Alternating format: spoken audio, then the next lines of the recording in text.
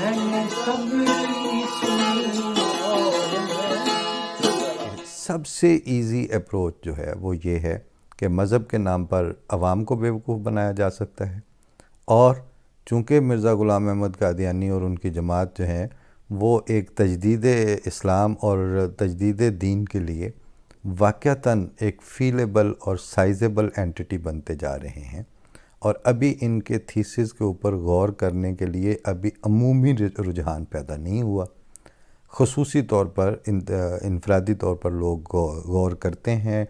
وہ اپنی فیملی کے ساتھ احمدی ہو جاتے ہیں، اس کے بعد تھوڑی بہت مخالفت ہوتی ہے، پھر وہ انکلکیٹ ہو کے پھر وہ اپنی جگہ پہ ایڈجسٹ ہو جاتے ہیں اور ادروائز باقیوں سے نمایاں طور پر بہتر آدمی نظر آتے ہیں۔ اس سارے پروسیجر پہ بڑا آسان ہے کہ ان کو جو ہے وہ نبوت کے منکر اور نیا نبی بنا لینا، اور کچھ تو کہتے تھے نیا خدا بنا لینا۔ تو یہ ساری کہانیاں بیچنے کے لیے اور اس کے نتیجے میں سیاسی گینز کے لیے اس سے زیادہ سہل پسندی کے ساتھ دستیاب ہاٹ کیک کوئی نہیں تھا جو انہوں نے خود بھی کھایا اور گلی گلی بانٹا بھی۔ لیکن وہی کوتاہ نظری جو کام کرتے وقت نہیں پتہ چلنے دیتی، 11ویں دا پتہ آندے نے 12ویں نوں لگدا، کھیر تے تسی چاڑ لیندے ہو لیکن پھر دوجے دن پھر لسی لوکاں لو منگ کے لیانی پیندی، دودھ تے بچیا کوئی نہیں ہوندا۔ تو وہ جب 12ویں کا وقت آیا ہے، 12ویں کا وقت آیا ہے پھر بھٹو اور ضیاء کے فیصلوں کے بعد، جب وہ ساری قانون سازیاں ہو گئیں، پھر وہ توہین رسالت کے قوانین بن گئے، 298 انٹروڈیوس ہو گئی، اور یہ سارا کچھ گلے کو آنے لگا، وہ پھر حکومت کے منسٹروں کے اوپر اپلائی ہونے لگے وہی قوانین، وہ پھر چیف آف آرمی سٹاف کو کہا جانے لگا کہ یہ بھی قادیانی ہے۔ قمر جاوید باجوہ صاحب نے جب چارج لیا ہے تو میں عرض کر دوں، میں وہ کہیں سے ڈھونڈ کے تو اس کے چھوٹا کلپ نکلا کے آپ کو پیش بھی کر دوں گا، اس پہ پہلا پروگرام جو تھا وہ اس وقت جو ان کے خلاف کیمپین چلائی گئی تھی تو میں نے یہاں سے جرمنی سے کیا تھا، اور وہ اس وقت کسی چینل نے دکھایا بھی تھا، وہ اس میں سے میں اس کے کلپس اب ایکسٹریکٹ کر کے تو وہ پیش بھی کر دوں گا، اور جس کے بعد پھر باجوہ صاحب کو میلادیں کروا کے اور وہ ثابت کرنا پڑا کہ نہیں میں قادیانی نہیں ہوں۔ لیکن وہ طریقہ غلط تھا، آپ کو اس نے آگے لگایا، آپ آگے لگ کے بھاگتے گئے اور اس کو جسٹیفیکیشنیں دیتے گئے۔ یہ کسی نے نہیں سوچا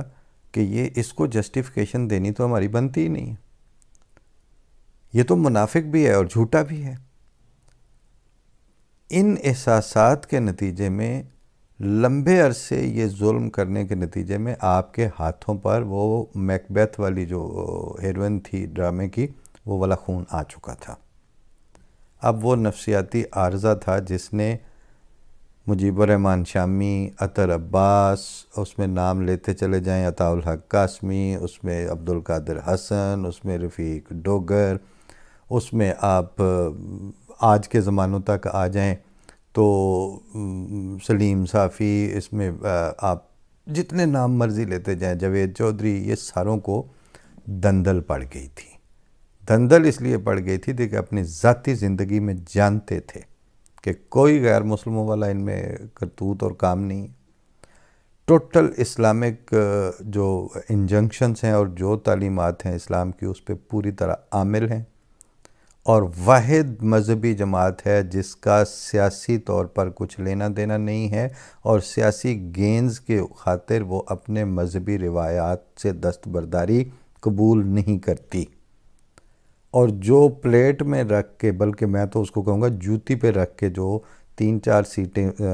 صوبائی اسمبلیوں اور 1-2 قومی اسمبلی میں ہم نے ان کو آفر کی رکھیں، وہ سیٹیں نام نہاد 200 ووٹوں والے کٹھ پوتلی کھڑے کیے ہوئے جماعت احمدیہ سے اخراج یافتہ کو آگے دے کے تو وہ پر کروا لیتے تھے، لیکن جماعت احمدیہ نے آفیشلی کبھی بھی وہ سیٹیں نان مسلم اور کلمہ طیبہ کا انکار کر کے اور محمد مصطفیٰ صلی اللہ علیہ وسلم کی امت سے اپنے آپ کو کاٹنے کا اعلان کر کے ایک دفعہ بھی قبول نہیں کی۔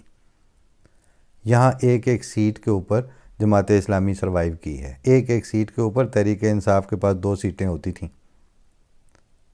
یہ عمران خان کی جماعت کے پاس۔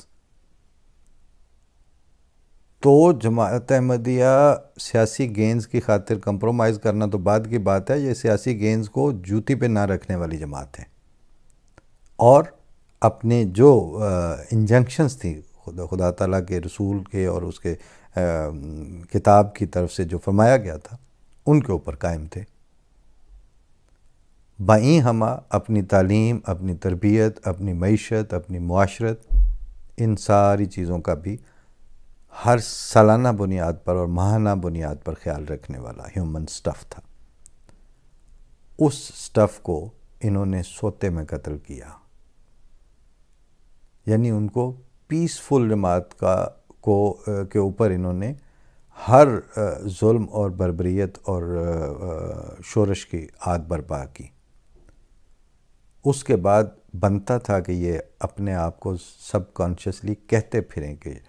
پیس نو مور، معاشرتی تسکین no more, political development no more, political rights no more, media rights no more, because you have killed all of them. آپ نے یہ کیا، اس کے نتیجے میں آپ کے اعصاب پر جب چیز یہ سوار ہوئی تو پھر آپ کی پچھلی 3 دہائیوں کے دانشوروں کو دندل پڑی، اور وہ دندل پچھلے دنوں کے جو فیصلے ہیں جس پہ اب نجم سیٹھی بھی کھل کے بول رہے ہیں، جس میں اب سلیم صافی بھی کھل کے بول رہے ہیں، جس میں وجاہت مسعود بھی روزانہ کی بنیاد پہ گفتگو کر رہے ہیں، جس میں اب وجاہت اپنا وسعت اللہ خان صاحب اور ان کی ٹیم وہ اپنے انداز میں روزانہ کی بنیاد پر کہہ رہے ہیں۔ اور کل انہوں نے جب یہ 12 ربیع الاول کے حوالے سے ایک صاحب کو انوائٹ کیا ہوا تھا، صاحبزادہ امانت رسول صاحب کو، تو وہ جب آئے تو انہوں نے بھی کھل کے 15-20 منٹ بات کی۔ وہ ہم کوشش کر رہے ہیں کہ اس کے اوپر ایک رپورٹ بنا کے تو وہ الگ سے پیش کریں۔ سر دست جو بنیادی تھیم تھا ان کا، وہ میں یہاں سے ان کے الفاظ میں پیش کر کے تاکہ پروگرام کی جو جنرل لائن ہے وہ وہی رہے، پھر آگے بڑھتا ہوں دندل والے بات کی طرف۔ صاحبزادہ امانت رسول صاحب پروگرام ذرا ہٹ کے میں یہ فرما رہے تھے، آپ انہی کی آواز میں سنیے۔ وہ جو مدینہ میں جو ایک نظام تھا وہ در حقیقت قبائلی نظام تھا۔ اب وہ جو سٹرکچر تھا وہ قبائلی تھا، لیکن رسول اللہ صلی اللہ علیہ وسلم، اللہ کے رسول، اللہ کے نبی، آپ نے 23 سال کے عرصے میں ایک ایسی ٹیم تیار کی تھی کہ جو عدل اور انصاف کو قائم کرنے والی تھی، اور رسول اللہ صلی اللہ علیہ وسلم نے جو اقدار، جو ویلیوز، جو اصول آپ نے دیے تھے وہ ان کو ایمان، یقین کے ساتھ ماننے والی تھی وہ ٹیم۔ اور وہ ٹیم ایسی تھی کہ جس نے غزوہ بدر میں، غزوہ احد میں، غزوہ خندق میں اپنے جانثاری کے مظاہرے کیے تھے، اپنا سب کچھ قربان کیا تھا۔ تو یہ وہ لوگ تھے جو یوں کہہ لیجئے کہ کندن ہو کر جو تیار ہو کر آئے تھے۔ اب وہ ایک قبائلی نظام تھا، اور اس قبائلی نظام میں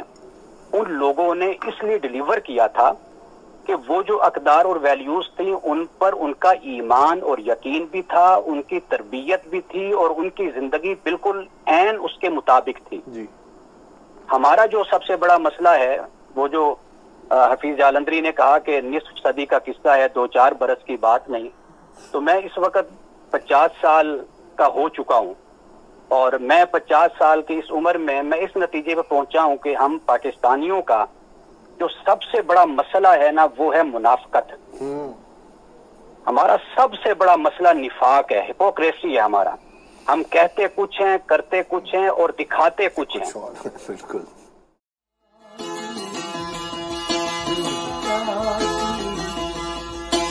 گئی